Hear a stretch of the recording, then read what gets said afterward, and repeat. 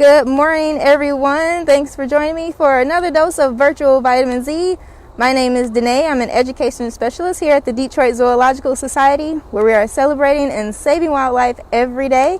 Today, we are here at the African watering hole habitat, and we have a special guest, Kristen, our bird animal zookeeper. How are you today? Good, how are you? Pretty good. All right, so today we are going to turn the camera onto Herman, our Canada goose.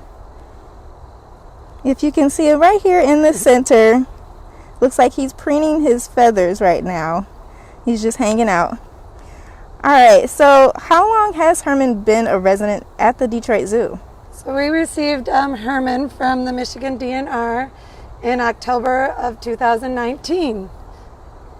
Okay, and then how old is he actually? We believe he's around years old. We're not completely sure. He was confiscated as a pet, and we believe the individual had him for about 6 years. Oh, wow. Do we think he might get a little older, or? An average Canada goose can live between 10 to 24 years. In the wild, the oldest one on record has lived until 33 years, and in captivity 40 years. Oh, wow. Yeah. That's a lot older than I thought. What kind of food does Herman tend to eat? So here at the Detroit Zoo, we give him game bird, cracked corn, produce, and greens. He also really loves melon. That's one of his favorites. Oh, well, that's nice. He eats a lot more fruit than I do. Let's see if we can catch Herman on the other side. He's giving us a run for our money. He's on the move today. Yeah. I should probably be on the move too, get more steps in.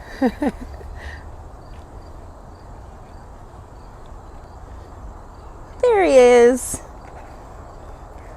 All right, so he's really active today. Yes, he is. He's having a good day today. It's a beautiful day out here at the Detroit Zoo. Yeah. So Canada goose, they do migrate. Because he is a resident here at the zoo, where is he during like the winter months?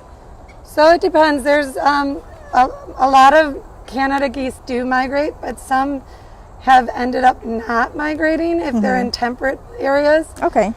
Canada geese are from North America, and they are in Canada and in South and in the U.S.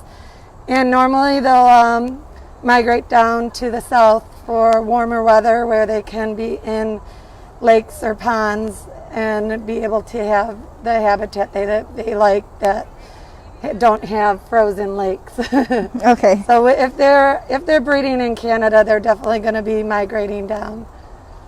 Okay. How big do you think Herman is at the moment, or at least how big do you think he'd get? So he weighs 10.47 pounds, and that's probably about as big as he's going to get. Okay. Most Canada geese are between 6 and 19 pounds, but he's an adult size.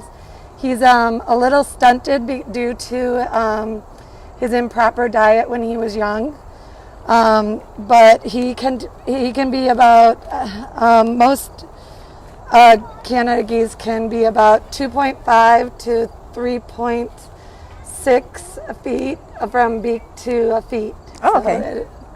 And they have a wingspan about 5.5 feet. Oh, that's almost as tall as I am. Yes. Just off by a couple of inches. How would you describe Herman's personality? So he's pretty spunky. He has his good days and his bad days, and he has his favorite people and his people he doesn't like that much. But he's a very vocal bird. He loves to honk and let you know that he's around. Okay. What kind of behaviors do you think visitors would see if they were to come to this habitat while he's out? Mostly you'll see him walking around like we've just saw, right. preening. He also may honk at you. And yeah, he just enjoys being outside. Awesome. let's see, how did Herman, oh, well, you already discussed how Herman became a resident. Yeah, he was confiscated from the DNR, by the DNR from a resident due to the Migratory Bird Act, Okay. which states that you cannot have a wild animal as a pet. And that's he came to us with very tattered feathers, really poor feather condition due to his improper diet, and that's why we really don't want wild wild animals as pets. It's not a good idea at all. Right, exactly. How, or will Herman ever join the other Canada geese, or will he always be here in this habitat? So he's only resident at the Detroit Zoo. We do get some wild Canada geese that like to join the different habitats. He may join them while they're out in the yard, but unfortunately, due to not being able to learn how to fly when he was younger and not having the muscle mass, he wouldn't be able to fly away from them. But since he's been here, his feather quality has improved tremendously. That will also help with him being more social with other birds. Okay. So we were talking about how we shouldn't keep wild animals as companions.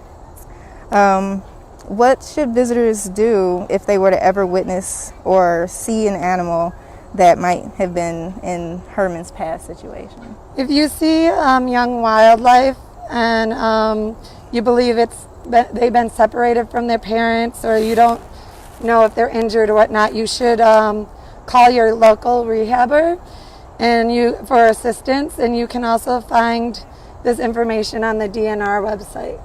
So you never want to intervene and bring them into your house. You want to call the proper people to be able to handle them. Okay. So there's a lot of really good information. Do you have any funny stories about Herman? I mean, he's just a very unique character. He, like I said, he loves to tell you where he is. He loves melon. He loves being outside and enjoying the weather. And he's been really enjoying this new habitat of his. All right.